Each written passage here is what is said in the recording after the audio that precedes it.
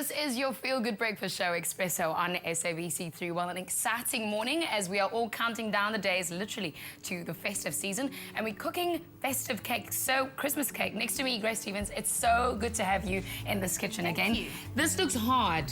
Oh no, this is the cake that you should make if you've never made a fruit cake before. I've never made a fruit cake before. It's almost bomb-proof, which is my way of saying that it won't flop. Okay. And it's a lovely way of getting moisture in your cake. If you've never made a fruit cake, this is the one to make. Now, I've seen that you've decorated one. There's a beautiful elf on it, and you're so good with this because the last time you were in our Feel Good Espresso kitchen, you taught me how to make roses. Yes, I remember that. you make beautiful roses. So, thank you. So let's get started. What do I need?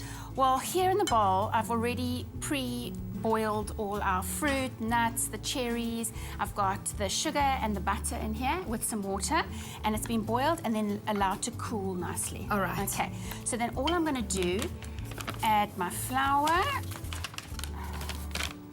all my spices, got to have a nice spices. I can see that there's different ones. Of course, we'll make sure that this recipe also comes to you. So don't be alarmed, okay? A little bit of salt. Then you mix this up. Now, I want to do it, Ilana, because I know you're not so good at mixing. You know what? I've started mixing, but also before we even started this recipe, I tried to mix what's in that bowl, and it almost popped out. So I'm not going to try it this time around.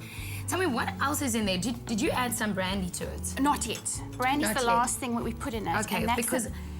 That's what preserves your fruitcake. Okay, I was going to ask, because I know that when you taste fruitcake, you can always taste that there's sometimes a little bit of alcohol. Oh, it's got to have it in, because fruitcakes were originally made so that we could keep them over the period of time when we didn't have fruit. So that's why they're traditional. Just a question, guys. How long can you keep it for? I think this one is nice because, again, you make it, you can eat it within two weeks. So you don't have to plan your Christmas cake in September. Are you laughing at us cake nerds who do that? I'm laughing because I would have probably made it the day before. So, okay, so I can make it literally like a month before? Yes, a month before. Make it now. Okay.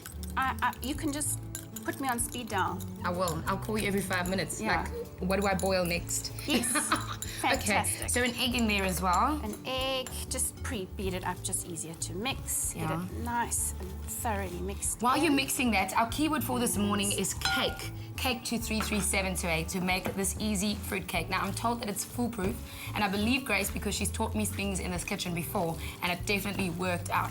I saw you whipping that brandy in there. Is there a replacement for it? I'm trying my luck here. Yes, if you don't drink brandy, you can use apricot juice. That's equally as preserved. The brandy's there to preserve your cake. Okay.